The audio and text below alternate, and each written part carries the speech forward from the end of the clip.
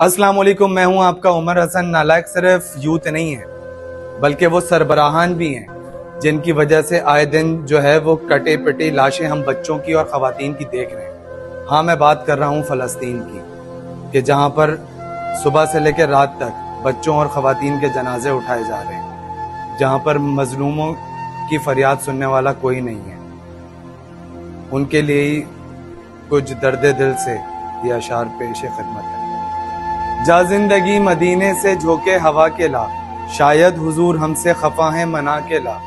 کچھ ہم بھی اپنا چہرہ باطن سوار لیں،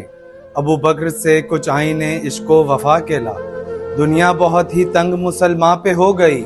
فاروق کے زمانے کے نقشے اٹھا کے لا، محروم کر دیا ہمیں جس سے نگاہ نے، عثمان سے وہ زاویے شرم و حیا کے لا،